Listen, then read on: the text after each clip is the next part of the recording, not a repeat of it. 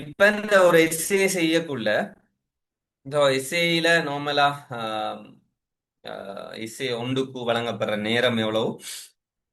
நான் இன்ட்ரடக்ஷன் கிளாஸ்லயும் லைட்டா சொல்லியிருந்தேன். பட் இதுல கொஞ்சம் டீப்பா பார்க்க போறோம். ஸோ ஒரு எஸ்ஏக்கு எவ்வளவு நேரம் உங்களுக்கு கிடைக்கும்?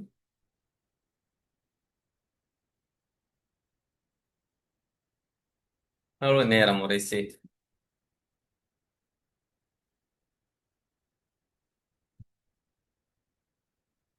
எவ்வளவுமா?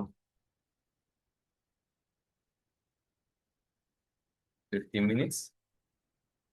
ம் 30 minutes. Very good. So 30 minutes தான் நம்மளோட எஸ்ஏக்குரிய டைம். கட்டுரை வினாக்களுக்கான நேரம் 30 மினிட்ஸ். ஸோ 30 நிமிடங்கள்.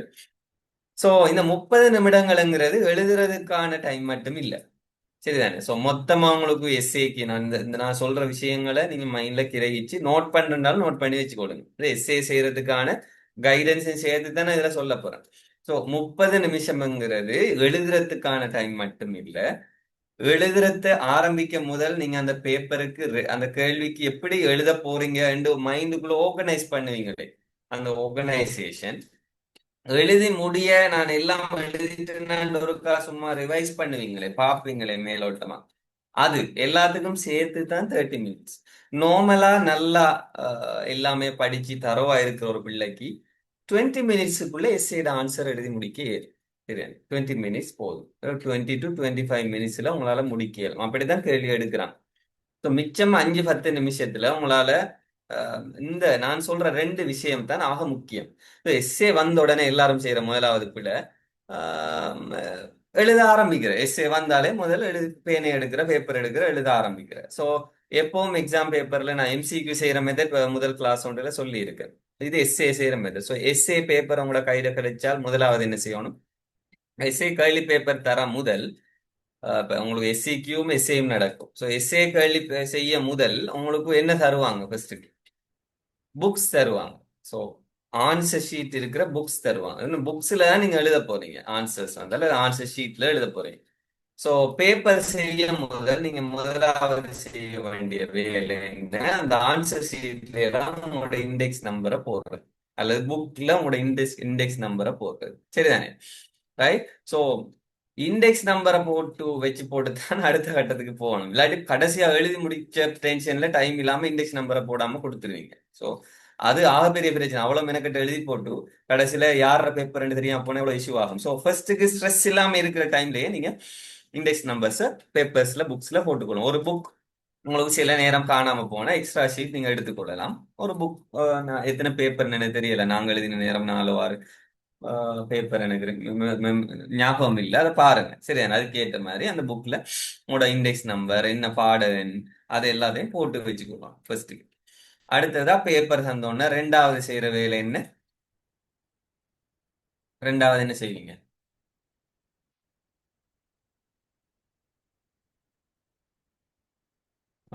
சொல்லணும் பாப்போம். ரெண்டாவது என்ன செய்வீங்க? முதலாவது பேப்பருக்குரிய இண்டெக்ஸ் நம்பர்ஸ் எல்லாம் விடைத்தாள்ல போட்டு வச்சுக்கோங்க. ரெண்டாவது என்ன செய்வீங்க? கேள்வி பேப்பர் உங்களோட கையில தந்தாச்சு, என்ன செய்வீங்க? எடுத்தோடனே எழுத ஆரம்பிப்பீங்களா? முதலாம் கேள்வி ரைட், எனக்கு தெரியும். இதோட எழுத ஆரம்பிப்பீங்களா? முதலாம் கேள்வி உங்களுக்கு தெரிஞ்ச கேள்வி. ஸோ எடுத்தோடனே எழுத ஆரம்பிப்பீங்களா? முதலாம் கேள்வி தெரிஞ்ச கேள்வி, எழுத ஆரம்பிப்பீங்களா? நோ. முதலாவது இதை ஸ்டாப் பண்ணு. எவ்ரி ஒன் ஆன்சர் பண்ணுங்க. இது ஒரு டிஸ்கஷன் தானே. நோ.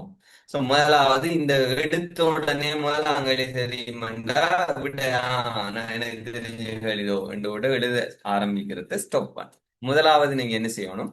தரப்பட்ட பேப்பர்ல இருக்கிற அறிவுறுத்தலை வாசிக்கணும் முதலாவது. சோ அதுல 6 வினாக்கள், அதுல 4 தெரிவு செஞ்சு எழுதுங்கன்னு வளமையா எழுதியிருப்பாங்க. சில நேரம் உங்களோட பேப்பர்ல ஏதாவது மாற்றம் செஞ்சிருந்தா சரிதானே? சோ எதுக்கு எடுத்தாலும் மேல இருக்கிற அறிவுறுத்தலை வாசிச்சு கொள்ளும் பேப்பர்ல இருக்கிற. ரைட். சோ ஒன்று பேப்பர்ல இருக்கிற அறிவுறுத்தலை வாசிச்சு கொள்றது. ரெண்டாவது 6 பேப்பர் 6 கேள்வியையும் வாசிக்கணும். ரைட். சோ ரெண்டாவது நீங்க செய்ய வேண்டிய வேலை கேள்வியை செலக்ட் பண்றது இல்ல. ரெண்டாவது நீங்க 6 கேள்வியையும் வாசிக்கிறது. இந்த 2 மணித்தியால டைமுக்குள்ள இந்த கேள்வி வாசிக்கிறதுக்கான டைமும் தான் உங்களுக்கு இருக்கு. ரைட். சோ கேள்வி வாசிக்கிறது பெரிய டைம் போகாது, ஒரு 2 மினிட்ஸ் போகும். சோ 6 கேள்வியும் என்ன பாடப்பரப்புல வந்திருக்கு வாசிங்க. அப்ப உங்களுக்கு தெரியும் எந்தெந்த பாடம் நீங்க படிச்ச பாடத்திலிருந்து வந்திருக்கு ஒன்று. ரெண்டாவது, எது உங்களுக்கு ஈஸியான கேள்வியா இருக்குங்கிறது எல்லாம் இப்ப மைண்டுக்குள்ள ஓடிக்கு இருக்கும். கேள்வியை வாசி, ரைட், இதை நான் தொட்ட நண்டா எழுதலாம், இதை நான் தொட்ட நண்டா எழுதலாம், இதை நான் செஞ்ச நண்டா நல்ல மார்க்ஸ் பண்ணலாம், இது கஷ்டமான போது நான் படிக்கவே இல்லை, இது தொட்டரவே கூடா என்று ஒவ்வொரு கேள்வியை பத்தி ஐடியா வரும் தானே. ஐடியா வரும். சோ ரெண்டாவது வேலை ஐடியா எடுக்கிறது. மூணாவது வேலை எதை எதை செய்ய போறீங்கன்னு செலக்ட் பண்றது. சோ இப்போ ஒன்று, சோ உங்களுக்கு 5ல இருந்து தான் கேள்வி நம்பர் ஸ்டார்ட் பண்ணு, தெரியும் தானே.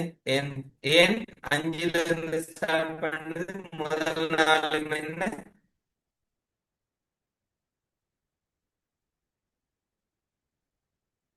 முதல் நாளும் என்ன, எஸ்சிக்யூ. Very good. சோ முதல் நாளும் எஸ்சிக்யூ ஸ்ட்ரக்சர் கேள்வி. அதுல 4 முடிச்சு, அது கட்டாய கேள்வி, 4 செஞ்சுதான் ஆகணும். 4 அந்த எஸ்சிக்யூல நீங்க ஃபுல் கேள்வியும் வாய்ச்சி போட்டு விட எழுத ஆரம்பிக்கிறல்ல, அது தந்த உடனே நீங்க பேப்பர்ல விட எழுத ஆரம்பிச்சிடும். எஸ்சிக்யூ சம்பந்தமா இன்னொரு நான் சொல்லுவேன். எஸ்ஏல எடுத்தோடனே விட எழுத ஆரம்பிக்கிறல்ல, முதல் கேள்வியை வாசிக்கிறேன். சோ 5, 6, 7, 8, 9, 10. இந்த 10வது எப்படியும் என்ன கேள்வியா இருக்கும்? சிறு குறிப்பு எழுதுற கேள்வியா இருக்கும். எனவே அதுல ஏபிசி இருக்கும். மத்த கேள்வி ஒன்றில் தனி கேள்வியா இருக்கும், அல்லது ஏ பி என்று 2 பார்ட்ஸ் இருக்கு, எதுவாகவும் இருக்கலாம். சரிதானே. சோ இப்ப இப்ப நீங்க செய்ய போறீங்க 6வது கேள்வி, 7வது கேள்வி. பாஸ் போடுங்க முன்னுக்கு. ரைட். 6வது செய்ய போறீங்க, 7வது செய்ய போறீங்க, 9வது செய்ய போறீங்க, 10வது செய்ய போறீங்க. ரைட். 4 கேள்வி செலக்ட் பண்ணிட்டீங்க. இது 4 தான் உங்களுக்கு நல்ல கான்பிடென்டா எழுதக்கூடிய கேள்விகள். 4ஐயும் செலக்ட் பண்ணிட்டீங்க. இப்ப விடத்தாள எழுத போறீங்க, விடத்தாள எடுக்க போறீங்க, எழுத போறீங்க. எப்படி எழுத ஸ்டார்ட் பண்ணுவீங்க? எந்த கேள்வியில இருந்து தொடங்குவீங்க? இது ஆர்டர்ல இருக்கு. சோ 6வது முதல் எழுதுவீங்களா, அல்லது எந்த கேள்வியை ஃபர்ஸ்ட்டுக்கு ஸ்டார்ட் பண்ணுவீங்க? நான் சொல்றதெல்லாம் உங்களோட எக்ஸாம்ல கடுமையா இன்ஃப்ளூயன்ஸ் பண்ற விஷயங்கள். ரைட். ஸோ எக்ஸாம் எழுதுறது, அதுல மென்டாலிட்டி, அந்த நேரம் இருக்கிற ஸ்ட்ரெஸ், எல்லாத்துக்கும் நான் என்ன சொல்ற விஷயங்களை நீங்க கவனமா செவிமடுத்து எழுதி வச்சுக்கொள்ளுங்க. நான் சொல்ற ஸ்டெப்ஸ்களை எழுதி வச்சுக்கொள்ளுங்க தேவைண்டா. ஸோ இந்த கேள்வியை ஃபர்ஸ்ட் செய்வீங்க. ரைட். Very good. ஸோ முதலாவது நீங்க கை வைக்கணும் எந்த கேள்வியில உங்களுக்கு எது நல்ல தரவா இருக்கோ, எந்த விதமான டவுட்டும் இல்லாம எது படிச்சிருக்கீங்களோ, கடும் ஈஸியா எது இருக்கோ அந்த கேள்வி தான் முதலாவது நீங்க கை வைக்கணும். சோ நீங்க விடைத்தாள்ல முதலாவது 6ஆம் நம்பர் கேள்வி தான் எழுதணும், 2வது 7ஆம் நம்பர் தான் எழுதணும் என்று எந்த ரூல்ஸும் இல்லை. சோ உதாரணமா 9ஆம் கேள்வியில நீங்க கடும் தரம், சோ அதுக்கு முன்னுக்கு போடுங்க ஃபர்ஸ்ட். ரைட். சோ 9ஆம் கேள்வி ஃபர்ஸ்ட் அஜயபதி. அதுக்கு அடுத்ததா 10ஆம் கேள்வி கொஞ்சம் நல்ல தரம். சோ 10ஆம் கேள்விக்கு 2ஆம் நம்பர், 7ஆம் கேள்வி 3ஆம் நம்பர், 6ஆம் கேள்வி கொஞ்சம் அரைவாசி தான் எழுதலாம், எனவே அதுக்கு 4ஆம் நம்பர். சோ அதுல டைம் வேஸ்ட் பண்ணப்படாது. இப்ப நீங்க 6ஆம் கேள்வியில முதலாவது டைம் வேஸ்ட் பண்ண தொடங்கினா என்ன செய்வீங்க? நேச்சுரலா யோசிச்சு பாருங்க. ஐயையோ வருது இல்லையே, யோசனை வருது இல்லையே, 6ஆம் கேள்வி ஒழுங்கா நான் படிக்கலையே, அது செய்யக்கூடியதா இருந்தாலும் இடையில ஸ்டாப் ஆகுது, இந்த பாயிண்ட்ஸ் மறந்துட்டேன், அந்த பாயிண்ட்ஸ் மறந்துட்டேன், யோசிச்சுட்டு இருக்கிற நேரம் 30 நிமிஷம் தாண்டி 35 நிமிஷம் 40 நிமிஷம் போய் எப்படியும் உங்களோட மைண்ட் விடாத அதை விட்டு நகர்றது. சோ அதுல டைமை வேஸ்ட் பண்ணி மத்த லேசான கேள்வியை செய்யறதுக்குரிய டைம் எல்லாம் அதுல தின்றுவீங்க. சோ முதலாவது எப்பவும் ஈஸியானதும் நல்லா படிச்சதுமான ஃபுல் கிளியர் சரிதானே இருக்கிற பகுதியை தான் முதலாவது கை வைக்கும். சோ கேள்வி வினா இலக்கம் போடுறதுக்கு உங்களோட விடைத்தாள்ல ஒரு குளம் இருக்கும், உங்களோட கொப்பி பேப்பர் மாதிரி இப்படி குளம் இருக்கும். இதுல வினா இலக்கத்தை எழுது, நல்ல பெரிய எழுத்துல 9வது இலக்கம் என்று எழுதுங்க. அதுல ஏபி என்று இருந்தால் ஒரு கேள்விக்குள்ள ஏயும் பியும் இருந்தால் அதுல ஏ பி என்று தான் எழுதணுமா, அல்லது பி ஃபர்ஸ்ட் எழுதி ஏ பிறகு எழுதலாம்? 9ஆம் கேள்வியில ஏ பி என்று 2 பாட்டு. சோ இதுல நீங்க ஃபர்ஸ்ட்டுக்கு பி எழுதி ஏ எழுதலாமா, அல்லது ஏ பி என்ற ஓர்டர்லாம் எழுதணும்?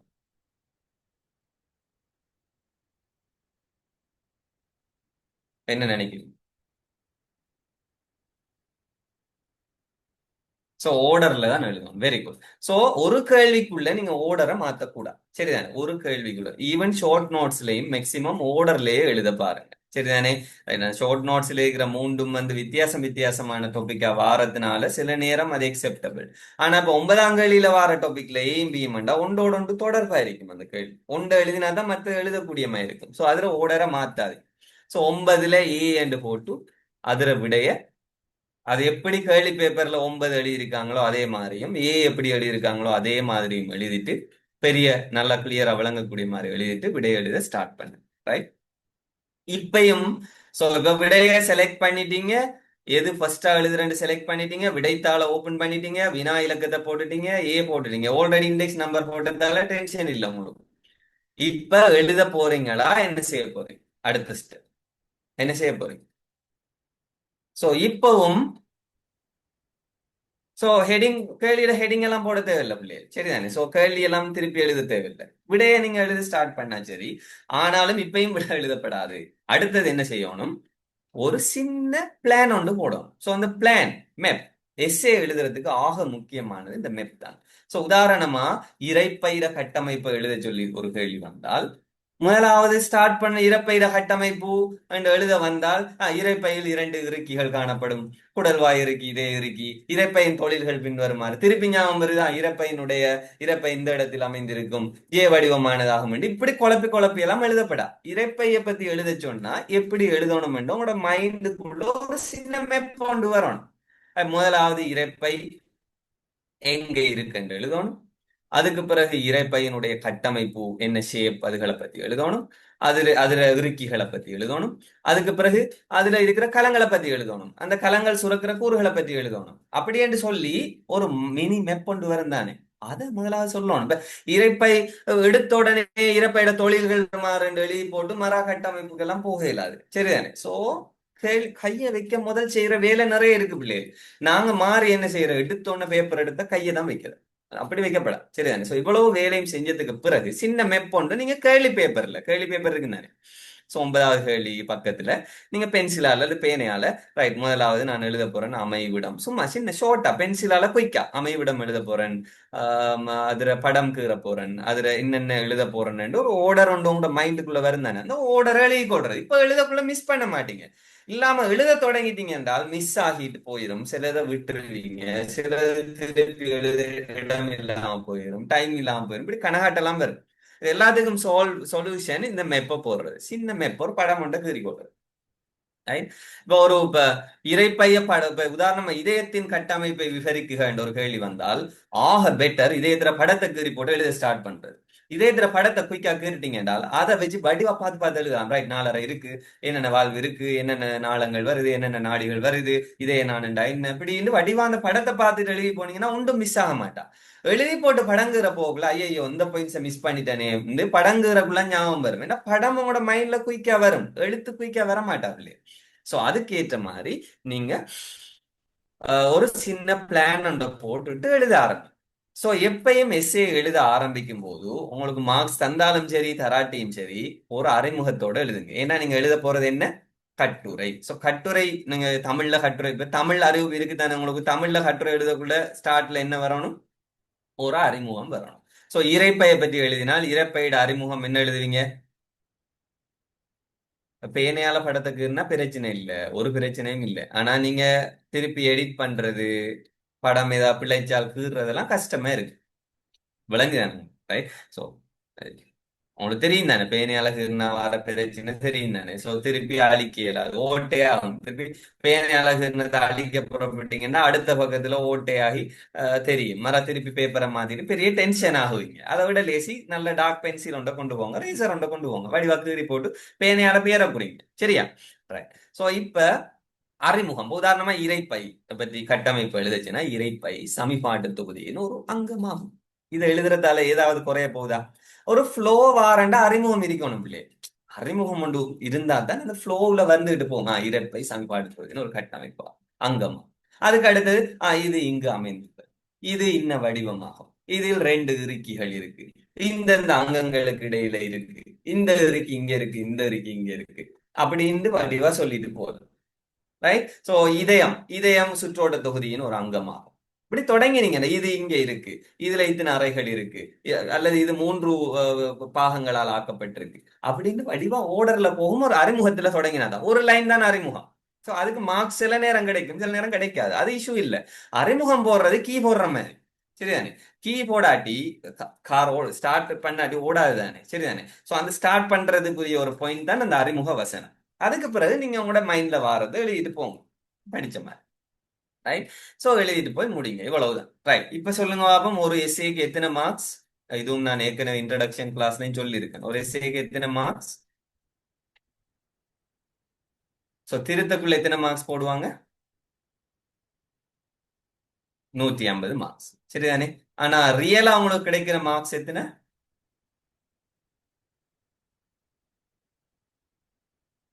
ஒரு எஸ்ஏக்கு உங்களுக்கு கிடைக்க போற மார்க்ஸ் எத்தனை? வெரி குட், 7.5 மார்க்ஸ், சரிதானே? சோ மொத்தமாவே 4 எஸ்ஏக்கு உங்களுக்கு கிடைக்க போற மார்க்ஸ் வெறும் 30 மார்க்ஸ் தான், சரிதானே? எம்சிக்யூல ஒரு கேள்விக்கு ஒரு மார்க்ஸ் கிடைக்கும் உங்களுக்கு. ஆனா எஸ்ஏல ஒரு எஸ்ஏக்கு 7.5 மார்க்ஸ் தான் கிடைக்கும். 7.5 மார்க்ஸ்ங்கிறது 7 எம்சிக்யூ செஞ்சதை சமனா இல்லையா? 7 எம்சிக்யூக்கு கிடைக்கிற மார்க்ஸ் கூட ஒரு எஸ்ஏல கிடைக்கிறத விட, இது இந்த மைண்ட்ல நல்லா இருக்கணும். ஏனென்றா நிறைய பேர் எக்ஸாம் நெருங்க கிட்டோம், எதிர்பார்க்க வினா அதுக்கு பின்னாலேயே ஓடி தெரியல. கடைசியில என்னத்துக்காக எதிர்பார்க்க வினாக்கு ஓடினா வெறும் 30 மார்க்ஸுக்கு தான், சரியா? அதுலயும் 4 எதிர்பார்க்க வினாவும் வர போறல, ஒரு எதிர்பார்க்க வினா தான் வரும். வெறும் கிடைக்க போறது 7.5 மார்க்ஸ் பிள்ளை. தயவு செய்து எதிர்பார்க்க வினாக்கு பின்னால போய் எஸ்ஏ படிக்க புறப்பட வேணாம். எப்பவும் நீங்க எம்சிக்யூ, எஸ்சிக்யூ, எஸ்ஏ எல்லாத்துக்கும் சேர்த்து மொத்தமா படிங்க, ரெடி ஆகுங்க, இப்ப இருந்தே படிங்க. கடைசி டைம்ல படிக்கிறதுக்கு என்ன வேணும், இப்ப இருந்தே ஸ்டார்ட் பண்ணி விளங்கி வச்சுக்கொள்ளுங்க. கடைசி டைம்ல ஷார்ட் நோட்ஸை படிங்க. எல்லாருக்கும் கடைசி டைம்ல படிக்கணும், நானும் கடைசி டைம்ல படிக்கணும். ஆனா ஏற்கனவே விளங்கி வச்சிருக்கணும், இல்லாம கடைசி டைம்ல படிக்க கஷ்டம். ஷார்ட் நோட்ஸ் எடுத்து வச்சிருக்கணும், சரியா? சோ இப்ப 7.5 புள்ளி, இந்த 7.5 புள்ளியும் எத்தனை, 7.5 மார்க்ஸும் எத்தனை பாயிண்ட்ஸுக்கு தரப்படும்? எத்தனை பாயிண்ட்ஸ் நீங்க எஸ்ஏல உங்கள்ட்ட எத்தனை பாயிண்ட்ஸ் அவங்க போடுவாங்க, எத்தனை பாயிண்ட்ஸ் எதிர்பார்ப்பாங்க? இதெல்லாம் தெரிஞ்சிருக்கு. கொழும்புக்கு போறேன்டா, ஊர்ல இருந்து கொழும்புக்கு போறேன்டா, இந்த பஸ்ல போகணும், எத்தனை மணிக்கு பஸ், எவ்வளவு ரூபா காசு தேவைன்னு தெரிஞ்சிருக்கணும் தானே? இல்லாம 1 ரூபா காசோட போயிட்டு என்ன கொழும்பு கொண்டு விடுங்கடா ஏத்துவானா உங்களை? ரைட். 7 மணிக்கு இருக்கிற பஸ்ஸுக்கு 10 மணிக்கு போனீங்கடா இருக்குமா பஸ்? இருக்காது. அதே மாதிரி எக்ஸாம் எழுதுறா, எக்ஸாம் பத்தி ஃபுல்லா தெரிஞ்சிருக்கணும், சரியா பிள்ளை? ரைட். 37, 38, 39, இந்த ரேஞ்சுக்குள்ள பாயிண்ட்ஸ் இருக்க போகுது. ஒரு பாயிண்ட்டுக்கு உங்களுக்கு கிடைக்கிறது 4, சரிதானே? சோ 4ஆல பெருக்குவாங்க. ஒரு 38 பாயிண்ட்ஸ் நார்மலா எதிர்பார்ப்பாங்க. படம் ஒன்று இருந்தா படத்துக்கும் அந்த பாயிண்ட்ஸ் போகும், சரி? எல்லாம் சேர்ந்து 38 பாயிண்ட்ஸ், புள்ளிகள் இல்ல, மார்க்ஸ் இல்ல, 38 பாயிண்ட்ஸ். 38 பாயிண்ட்ஸ் ஒரு பாயிண்ட்ஸுக்கு 4 வீதம் போடக்குள்ள உங்களுக்கு 148, சாரி 152 வரும், என்ன இதுதானே? 8 4 32, எஸ் 152 பாயிண்ட்ஸ் வரும். அல்லது 37 148 பாயிண்ட்ஸ். இந்த 37க்கு 38க்கும் இடையிலாம் பாயிண்ட்ஸ் வரும். இந்த பாயிண்ட்ஸ் எதை வச்சு டிசைட் பண்ணுவாங்க? இது அவங்களுக்கு தெரிஞ்சிருக்க தானே வேணும். சிலர் ரிசோர்ஸ் புக்ல இருக்கிற ஒவ்வொரு வசனத்தையும் ஒரு பாயிண்டா எடுக்கிற, சரிதானே? அப்படியா எடுக்கிற, அல்லது எதை வச்சு டிசைட் பண்ணுவோம்? Yes, very good. So term words, முக்கியமா டேர்ம் வேர்ட்ஸும் விஷயத்தை வச்சுதான் பாயிண்ட்ஸ் டிசைட் பண்ணுவாங்க, அதோட கேள்வியை பொறுத்து, இதுதானே? ஸோ உங்களோட அதுல வார டேர்ம் வேர்ட்ஸ், அதே மாதிரி விஷயம், கேள்விட கணம். கேள்விட கணம் உதாரணமா இதயத்துல கட்டமைப்பு எழுத போனா நிறைய பாயிண்ட்ஸ் வரும். அதோட இன்னொரு கேள்வியும் கேட்டிருக்காங்க, இதயத்தின் கடத்தும் தொகுதியையும் விவரிக்க. அப்ப இது பெண்ணாம்பெரிய கேள்வி. இந்த பெண்ணாம்பெரிய கேள்வியில இதயத்துல கட்டமைப்புல நீங்க எழுதுற அவ்வளவுக்கும் ஒரு வரிக்கு ஒரு பாயிண்ட்ஸ் கிடைக்காது, சரிதான்? 2 3 வரிக்கு சேர்த்து ஒரு பாயிண்ட்ஸ் போட்டிருப்பாங்க. 2 3 டேர்ம் வேர்ட்ஸுக்கு சேர்த்து சில நேரம் ஒரு பாயிண்ட்ஸ் போட்டிருப்பாங்க. இதயத்தின் அறைகள் 4 காணப்படும், 1 வலது சோனை அறை, 2 வலது இதய அறை, 3 இடது இது சோனை அறை, 4 இடது இதய அறை என்று நீங்க எழுதினால் இந்த 4க்கும் 4 பாயிண்ட்ஸும் கொடுக்கலாம் சில நேரம் டேர்ம் வேர்ட்ஸ். அல்லது இந்த 4 அறைகள் காணப்படும் என்று 4ஐயும் சொன்னதுக்கு ஒரு பாயிண்டாவும் கருதலாம். இது கேள்வியிட கணத்தை பொறுத்தும் இருக்கு. சோ தனிய இதயத்தின் கட்டமைப்பை மட்டும் விவரிக்க ஒரு தனி எஸ்ஸே வந்திருந்தால் அவ்வளவு பாயிண்ட்ஸுக்கும் ஒவ்வொரு வரிக்கு வரி பாயிண்ட்ஸ் கிடைச்சுக்கிட்டே போகும், ஒவ்வொரு டேர்ம் வேர்ட்ஸுக்கும் பாயிண்ட்ஸ் கிடைச்சுக்கிட்டே போகும். அதோட சேர்ந்து இன்னொரு பி பாட்டம் இருக்காமண்டா, ரைட், இதுல 2 3 பாயிண்ட்ஸ் சேர்த்து ஒரு பாயிண்டா கொடுக்கறதுக்கு வாய்ப்பு இருக்குன்னு தெரிஞ்சுக்கொள்ளும். ஆனா நீங்க பாயிண்ட பத்தி கவலைப்பட தேவையில்லை. 38 பாயிண்ட்ஸ் இருக்கா, 40 பாயிண்ட்ஸ் இருக்கா, எந்த வரி வரப்போகுது எது நீங்க யோசிக்க வேணாம். எக்ஸாம்ல நீங்க என்னத்தை யோசிக்கணும்? நீங்க படிச்சது ஏதோ அதை எழுதுங்க. நீங்க படிச்சது ஏதோ அப்படியே அதை எழுதுங்க, ரைட்? சோ இதயத்தின் கட்டமைப்பு கேட்டா இதயத்திர கட்டமைப்புக்குள்ள எழுதுங்க. நீங்க பாயிண்ட்ஸ் கணக்கு பார்க்க வேணாம். எதுக்கு எதை சேர்த்து ஒரு பாயிண்ட்ஸ் ஆகியிருப்பாங்க, எதை உடைச்சு 2 பாயிண்ட்ஸ் ஆகியிருப்பாங்கன்னு உங்களுக்கு தெரியாதானே. எனவே ரிசோர்ஸ் புக்ல நீங்க படிச்ச விஷயங்களை அப்படியே எழுதுங்க. சரிதானே. உங்களுக்கு மைண்ட்ல வார அவ்வளவையும் எழுதுங்க. ரைட். சோ அவ்வளவு எழுதுறதுக்கு ஏற்ற மாதிரி தான் கேள்விக்கு டைம் ஒதுக்கி இருப்பாங்க.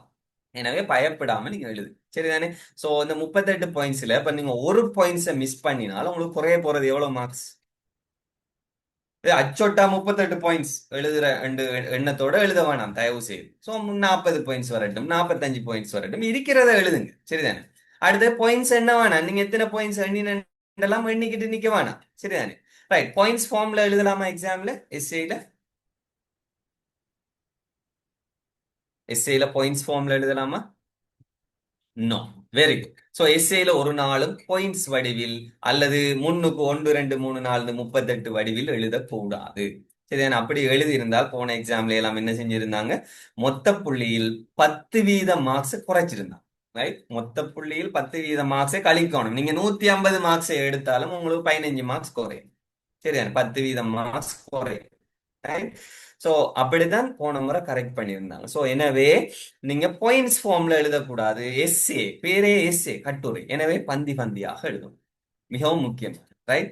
ஆனா இப்ப இந்த தொழில் இருக்கு. இப்ப இந்த கேள்விக்கு வரப்போறோம். ரைட். தொழில் இருக்கு. இந்த தொழிலை நீங்க எப்படி எழுத போறீங்க? பந்தியா தான் எழுதணுமா அல்லது இப்படி பாயிண்ட்ஸாவும் எழுதலாம்?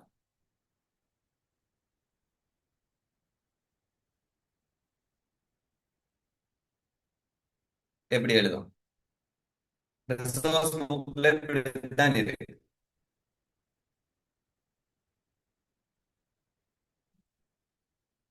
ஓகே. நீங்க பந்தியா எழுதினாலும் எந்த விதமான பிரச்சனையும் இல்ல. நீங்க அடுத்தடுத்த பாயிண்ட்ஸ் அப்ப இது எழுதணும். பரிவகக்கீழ் பின்வரும் தொழில்களை ஆற்றுகின்றன என்று எழுதிட்டு கீழே கீழே எழுதினாலும் உங்களுக்கு மார்க்ஸ் கிடைக்கும். ஏண்டா இது மெயின் பாயிண்ட் இல்ல, ஒரு பந்திக்குள்ள வார சப் பாயிண்ட்ஸ். சோ சப் பாயிண்ட்ஸை நீங்க பாயிண்ட்ஸா எழுதலாம். மெயின் பாயிண்ட்ஸை தான் நீங்க என்ன செய்யக்கூடாது, பாயிண்ட்ஸ் போடக்கூடாது. ரைட். சோ பந்தி ஒன்று வந்துட்டு அதுக்கு கீழே உதாரணமா இதயத்தில் 4 அறைகள் காணப்படும், அவை ஆவன வலது இதயவரை வலது சோனையறை வலது என்று ஒன்றுக்கு ஒன்று எழுதுறீங்க, ஒரு பிரச்சனையும் இல்லை. ஆக நல்லம் தொடர்ச்சியா எழுதுறது. ஆக நல்லம் வலது இதே அவை ஆவன வலது இதயவரை வலது சோனையறை வலது இடது இதயவரை இடது சோனையறை ஆகும் என்று முடிக்கிறது ஆக பெஸ்ட். இப்படி நீங்க எழுதுறதால இஷ்யூ கொண்டு வராது. ரைட். இப்ப சொல்லுங்க, ஒரு பாயிண்ட்ஸ் நீங்க மிஸ் ஆக்கினால் எத்தனை மார்க்ஸ் குறையும்? 100க்கு எத்தனை மார்க்ஸ் குறையும்? மொத்தமா இருக்கிற 100ல எத்தனை மார்க்ஸ் குறையும்?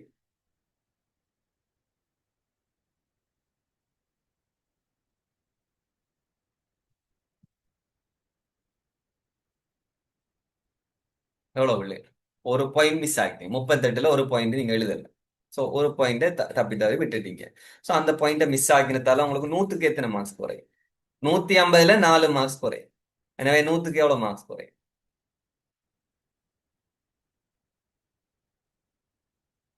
பிரிச்சு பாருங்க. 4 20 பிரிங்க. ஆகும் 4 20 சைவ 2 மார்க்ஸ். சோ ஒரு பாயிண்ட மிஸ் பண்ணிட்டோமே, அதே இது பெரிய ஒப்பாரி வைக்கப்படா. நீங்க இழக்க போறது 0.2 மார்க்ஸ் மட்டும். ஆனா அதை எடுத்திருந்தீங்கன்னா உங்களுக்கு மெரிட் பாஸ் சூப்பர் மெரிட் பாஸுக்கு போகலாம். அதுக்கு ஒரு பாயிண்ட மிஸ் பண்ணிட்டோமே, அது வருது இல்லையே, நாக்குல நிக்கி தொங்கல்ல நிக்கி என்றெல்லாம் நின்றுகிட்டு எஸ்ஏல பெரிய மல்லு கட்டப்படா. சரிதானே. அதே மாதிரி எக்ஸ்பெக்டட் கொஸ்டின்லயும் நிறைய மல்லு கட்டப்படா. ஏன்னா மிஸ் பண்ண போற அந்த ஒரு பாயிண்டால நீங்க இழக்குறது 0.2. ஆனா 10 பாயிண்ட் இழக்கிற கையிலேயே நீங்க செலக்ட் பண்ணப்படா. விளங்க. 10 பாயிண்ட மிஸ் பண்ணினீங்கன்னா அவங்களுக்கு போக போற மார்க்ஸ் 2 மார்க்ஸ் மிகவும் முக்கியமான மார்க்ஸ். சரியா.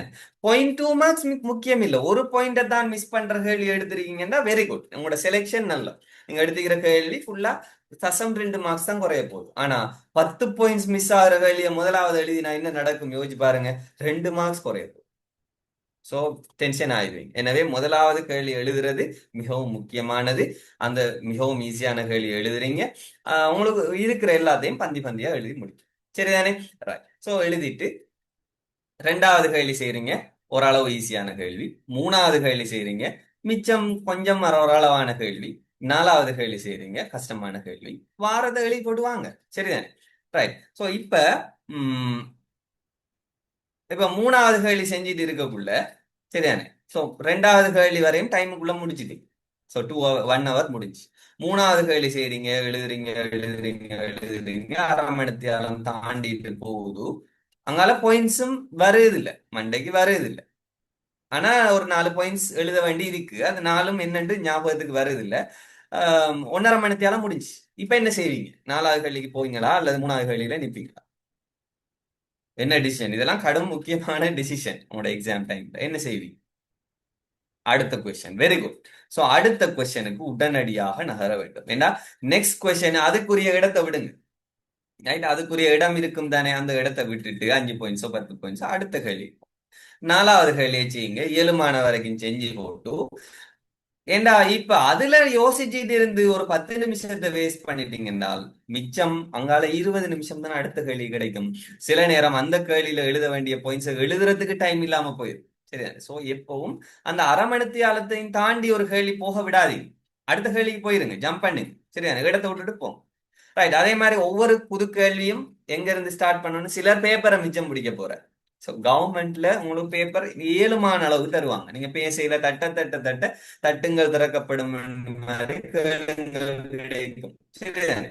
ஸோ பேப்பர் தந்துகிட்டே இருப்பாங்க. ஸோ தயவு செய்து ஒவ்வொரு புதிய கேள்வியையும் ஒவ்வொரு புதிய பக்கத்தில் ஸ்டார்ட் பண்ணு. ஒவ்வொரு புதிய கேள்வியையும் ஒவ்வொரு புது பக்கத்துல ஸ்டார்ட் பண்ணு. சோ இடம் இருக்கு, பெரிய இடம் இருக்கு. முதலாம் கேள்வி முடிச்சுட்டா பார்க்கா காவாசி தான் எழுதிருக்கு, கீழுக்கு ஒரு முக்காவாசி இடம் இருக்கு. இதெல்லாம் எழுதுறேன் என்னத்துக்கு, இந்த இடத்தை வேஸ்ட் பண்ணுவானுண்டு கஞ்சத்தனம் அங்க பிடிக்கப்படும். சரிதானே? ரைட். சோ அடுத்த பேஜ்ல போய் வடிவா ஆன்சர் 2 போட்டுட்டு அதுக்கு விட எழுதுங்க. சரிதானே? சோ இதெல்லாம் கடும் முக்கியமான விஷயம். உங்களோட மைண்ட் பேப்பர் எழுதுற நேரம் ரிலாக்ஸா இருக்கணும், டென்ஷன் ஆகக்கூடாது. விட வரலையே, அது வரலையே, இது வரலையே என்றெல்லாம் யோசிச்சுட்டு பாயிண்ட்ஸ் இல்லையேன்னு கவலைப்பட்டுக்கிட்டு இருக்கக்கூடாது. ரைட். இப்ப நம்ம கேள்வியை திருத்தணுமா? இப்ப நான் கேட்ட கேள்வி இப்ப நீங்க இந்த கேள்வியை எடுப்போம். இப்ப நான் தந்த ஷார்ட் நோட்ஸ் கேள்வியை எடுங்க. சோ முதலாவது பரிவகக்கீழை பத்தி கேள்வி. ஷார்ட் நோட்ஸ்ல 3 கேள்வி அந்த என்ன, ஒன்று பரிவகக்கீழ், ரெண்டாவது மூளை தண்டு, மூணாவது மூலி. சரிதானே? சோ மூன்றும் ஷார்ட் நோட்ஸ்ல இப்படி மூன்றும் ஒரே பாடத்துல வராது. பட் நம்ம நரம்பு தொகை பாக்குறதால அந்த ரைட். இந்த கேள்வி மூன்றுலையும் எதுக்கு கூட பாயிண்ட்ஸ் வரும் நினைக்கீங்க? இப்ப நீங்க நாலேஜ் அடிக்கடி ரிவைஸ் பண்ணி அடிக்கடி ரிசோர்ஸ பார்த்துருந்தா தான் இதெல்லாம் ஞாபகம் வரும். அப்ப மூளை தண்டுண்டா என்னன்னு தெரியணும் முதலாவது. மூளை தண்டுல என்னென்ன பார்ட்ஸ் வரும் ஏற்கனவே படிச்சிருக்கோம். என்னென்ன பார்ட்ஸ் வரும்?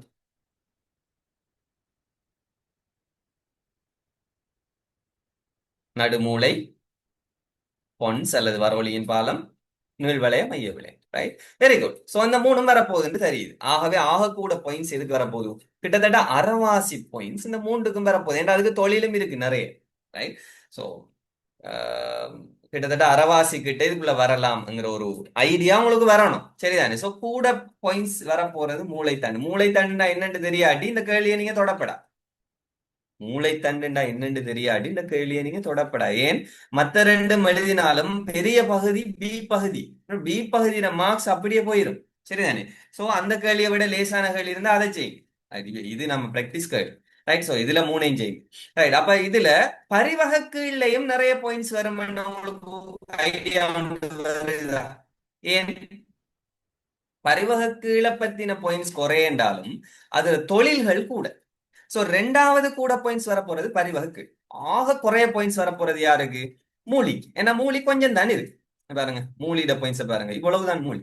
சரி, விளங்கு தானே? சோ அப்ப மொத்தமா நீங்க பாயிண்ட்ஸ் நம்பரை போட்டுக்கொள்ளுங்க. நான் சொல்ற பாயிண்ட்ஸ் நம்பர் எழுதி வச்சுக்கொள்ளுங்க. முதலாவது ஏ பாட்டுக்குரிய பாயிண்ட்ஸ் வந்து 12. ஸோ 12 பாயிண்ட்ஸ் நீங்க கரெக்ட் பண்ணணும். இப்போ நீங்க கரெக்ட் பண்ணுங்க. சரிதானே? நான் டைம் எடுத்துக்கொள்ளல, அடுத்தது கொஞ்சம் படிக்கிறதுக்கு இருக்கு. ஸோ பரிவக கீழ் சம்பந்தமாக 12 பாயிண்ட்ஸ் எழுதும். ஸோ ஒன்று பரிவக கீழ் ஏந்திக்கு கீழாகவும் முன்பாகவும் கவச்சுரப்பைக்கு உடனடியாக மேலாகவும் அமைந்துள்ளது. ஃபுல்லா எழுதணும் பிள்ளைகள், ஒன்றையும் மிஸ் பண்ணே இயலாம். ஸோ எஸ்ஏல நீங்க ஒன்றையும் மிஸ் பண்ணே இயலாம். சரிதானே? ஸோ ஏந்திக்கு கீழே முன்னு, கவச்சுரப்பைக்கு உடனடியாக மேல, இதுல அமைவிடத்தை சொல்றதுக்கு ஒரு பாயிண்ட்ஸ். இது கபச்சுரப்பியோட இதுக்கு இருக்கிற கனெக்ஷனை சொல்றதுக்கு 2 பாயிண்ட்ஸ். ஏன் அது பிற்புறச்சோனையுடன் நரம்பு நாரால இணையுது, முற்புறச்சோனையுடன் குருதி கலன்களினால் இணையுது என்று சொல்ற ரெண்டுக்கும் 2 பாயிண்ட்ஸ். நான் சொல்றதுல திருத்தி கொள்ளுங்க. சோ அப்ப மொத்தம் 3 பாயிண்ட்ஸ். தொழில பாருங்க, 1 2 3 4 5 6 7 8 இந்த பிற்பக்க கபச்சுரப்பி ஓமோனின் மூலமாகவும் முற்பக்க கபச்சுரப்பியில் செய்யப்படும் விடுவிப்பு ஓமோன்கள் மூலமாகவும் தொழிற்படலுங்கிறதுக்கு 2 பாயிண்ட்ஸ். ஏனண்டா இதுல ஒன்று சும்மா ஓமோன், இன்னொன்று விடுவிப்பு ஓமோன். இது என்னன்னு நாங்க பிறகு படிப்போம். சோ அப்ப இதுக்கு 9 பாயிண்ட்ஸ். 9 3 12 பாயிண்ட்ஸ் நான் கொடுக்குற பாயிண்ட்ஸ். சரிதானே? நான் மார்க்கிங் ஸ்கீம்ல 12 பாயிண்ட்ஸ் போடுவேன். ரைட். சோ அந்த 12ஐயும் ரிசோர்ஸ் மார்க்கிங் ஸ்கீமை பார்த்து திருத்தி கொடுங்க. சரிதானே? சோ தொழில் எல்லாம் சரியா எழுதிருக்கீங்களான்னு பாருங்க. ரைட். சோ இப்போ உதாரணமா வெப்பநிலை ஒழுங்காக்கல் என்று எழுதியிருக்கீங்க. இதுல ஏதாவது பிரச்சனை வருமா மார்க்ஸ்ல?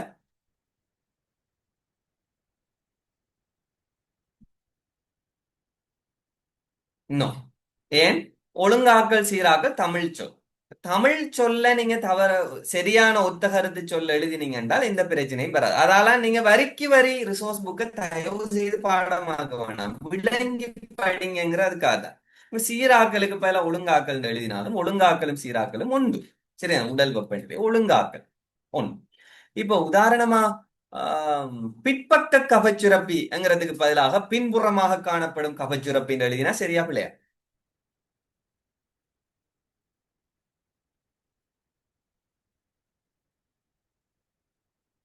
அது பச்சைப்பிள்ளை. சரிதானே? ஏன்? இது கலை சொல், இது டேர்ம் வேர்ட். பிற்பக்க கபச்சுரப்பிங்கிறது டேர்ம் வேர்ட். டேர்ம் வேர்டை நீங்க ஒரு நாளும் ஒத்த கருத்து சொல்ல எழுத முடியாது. சரிதானே? சோ டேர்ம் வேர்டை நீங்க அதே வேர்டை தான் பார்க்கணும். இதான் எஸ்ஏ எழுதுற மெதட். சரிதானே? ரைட். சோ இப்ப நீங்க அதை திருத்துங்க. அதே மாதிரி மூளை தண்டுக்கு மொத்தமா உங்களுக்கு 21 பாயிண்ட்ஸ், 20 தொடக்கம் 21 பாயிண்ட்ஸ் வரும். சரிதானே? 20 தொடக்கம் 21 பாயிண்ட்ஸ் வரும். சோ அதுல நடு மூளையை பத்தி. சோ அப்ப நீங்க இந்த மூளை தண்டு எழுதக்குள்ள எப்படி ஸ்டார்ட் பண்ணுவீங்க? பரிவகுக்குள்ள எழுதக்குள்ள பிரச்சனை இல்லை, அது அமைவிடம் இதை சொல்லி தொழில்களை சொல்லுவீங்க. மூளை தண்டு ஸ்டார்ட் பண்ணக்குள்ள ஒரு இன்ட்ரடக்ஷன் வேர்ட் நீங்க போடணும். என்னன்னு போடுவீங்க? அதுக்கு இதுல மார்க்ஸ் கிடைக்கும். ஏன்னா மூளை தண்டுண்டா என்னன்னு உங்களுக்கு தெரிஞ்சிருக்கிறதுக்கு மார்க்ஸ். சோ என்னன்னு சொல்லணும் நீங்க? மூளை தண்டானது பின்வரும் பாகங்களை கொண்டிருக்கும், அல்லது மூளை தண்டானது கொண்டிருக்கும் பாகங்களாவன: நடுமூளை, வரோலியின் பாலம், நீள்வளைய மைய விளையம் என்பனவாகும் என்று நீங்க சரியா சொல்லி இருந்தால் அதுக்கு ஒரு பாயிண்ட்ஸ். அது கட்டாயம் சொல்லணும். ஏன்னா இந்த இடத்துல மூளை தண்டு உங்களுக்கு என்னன்னு தெரியறதுக்கு ஒரு மார்க்ஸ் கிடைக்கணும் கட்டாயம். சரிதான்? சோ அதை சொல்லிட்டு பிறகு நீங்க நடுமூளை என்று சின்ன டாபிக் போட்டும் எழுதலாம். சரிதானே? நடுமூளை, வரவழியின் பாலம், நீள்வளைய மையவளையம் என்று சின்ன சின்ன டாபிக் போட்டு எழுதலாம். அல்லது பந்தி பந்தியாவும் எழுதலாம். 3 பந்திகள்லையும் எழுதலாம். ரைட். சமூட விருப்பம். பாயிண்ட்ஸ் ஃபார்ம்ல எழுதுறாங்க.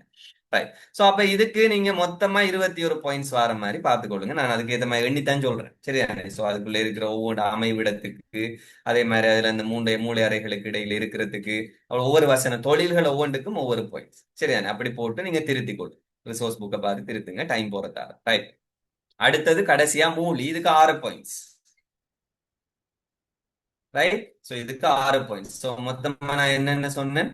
12, 21, 6. சோ மொத்தம் எத்தனை பாயிண்ட்ஸ்? 32, 38. சரிதானே? So 38, 39 points. சோ அதுல போய் எக்ஸ்ட்ரா பாயிண்ட்ஸ்கள் செல்லதுக்கு மார்க்ஸ் வரும். சரிதானே? சோ சில சில நேரம் ஒரு பாயிண்ட்டுக்கு பதிலா மத்த பாயிண்ட் எழுதுற நேரம் அதுக்கு மார்க்ஸ் கிடைக்கும். சோ 12 பாயிண்ட்ஸ், 20 பாயிண்ட்ஸ், 6 பாயிண்ட்ஸ் என்று நீங்க எழுதி கொள்ளணும். சோ மூலியில பாயிண்ட்ஸ் பாருங்க. மூலியின் வரொலியின் பிற்புறமாகவும் மூளையத்துக்கு பிற்புற பாகத்துக்கு கீழாகவும் அமைந்துள்ளது. 2 அரைக்கோளங்களை கொண்டது. ரைட். சோ இச்சை உள்ள தசைக்குரிய இயக்கங்களை ஆற்றுதல், கொன்னிலை சமநிலையை பேணுதல், இயக்கத்திறன்களை கற்றுக்கொள்வதற்கு நினைவில் வைக்கும் உதவுதல். கொன்னிலை சமநிலைக்கு 2 பாயிண்ட்ஸ். ரைட். சோ இப்படி நீங்க இதுக்கு 6 பாயிண்ட்ஸ் போட்டுக்கொள்ளுங்க. மற்ற இடையில இருக்கிறதுக்கு 20 பாயிண்ட்ஸ் போட்டு கரெக்ட் பண்ணி கொள்ளுங்க. ரைட். இப்ப கிளியரா இந்த எஸ்ஏ எப்படி செய்ய போறோம், எஸ்ஏ எழுதுற மெத்தட்ஸ் எல்லாம் உங்களுக்கு கிளியரா? ஏதாவது டவுட்ஸ் இருக்கா?